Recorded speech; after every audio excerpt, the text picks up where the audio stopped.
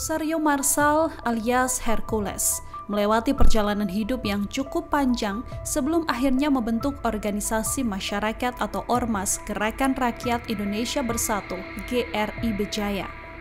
Sosoknya belakangan terus menjadi sorotan lewat sederet insiden aksi premanisme yang melibatkan organisasinya. Hercules adalah salah satu preman yang paling ditakuti di Tanah Abang, Jakarta Pusat, dan bahkan dijuluki sebagai preman yang tak bisa mati. Pria asal Timur Leste ini membangun dinasti premannya pada tahun 1980-an dan berjaya di pasar tekstil terbesar se-Asia Tenggara ini hingga 1996. Akhir masa jayanya ditandai dengan perebutan kekuasaan oleh kelompok jago Betawi yang dipimpin oleh Muhammad Yusuf Muhi alias Ucu Kambing.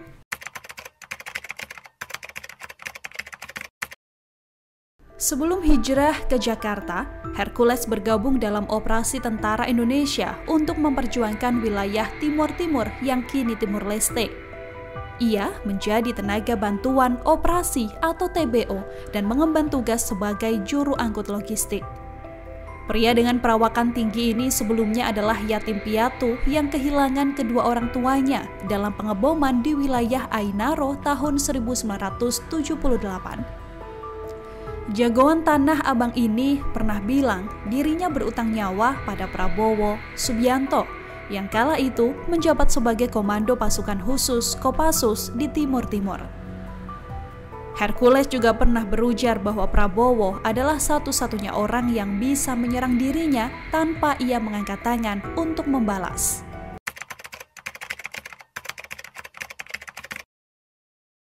Lewat tugasnya menjadi juru angkut logistik, Hercules pernah mengalami kecelakaan helikopter yang mengharuskannya dirawat di RSPAD Gatot Subroto, Jakarta Pusat hingga tangan kanannya terluka. Namun naas tangan kanannya pun tak bisa tertolong dan harus diamputasi.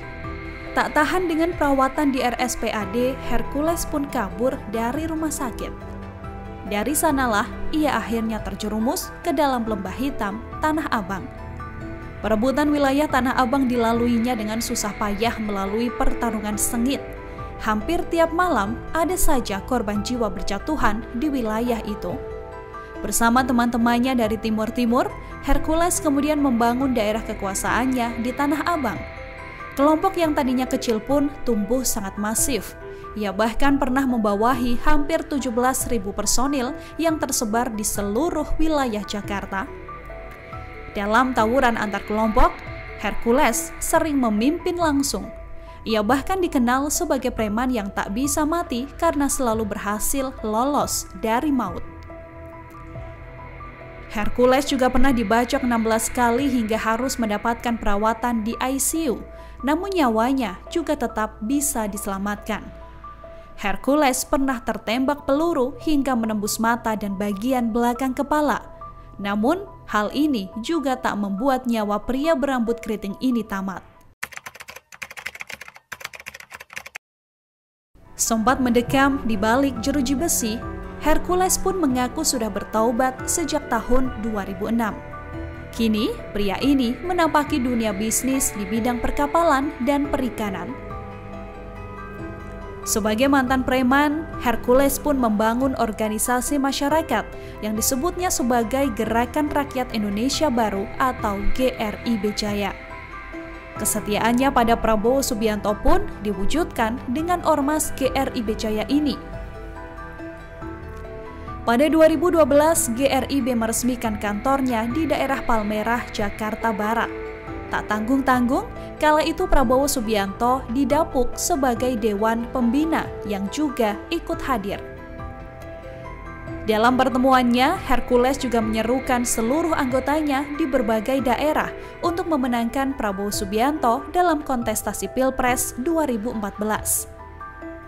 Hercules menuturkan, Prabowo adalah pemimpin yang berani memperjuangkan kaum miskin dan bisa mempertahankan kedaulatan NKRI meski akhirnya Ketua Umum Gerindra ini harus kalah. Pada 2024, GRIB juga kembali menyatakan dukungannya kepada Prabowo Subianto. Bagi Hercules, dukungan GRIB Jaya untuk Prabowo Subianto harga mati.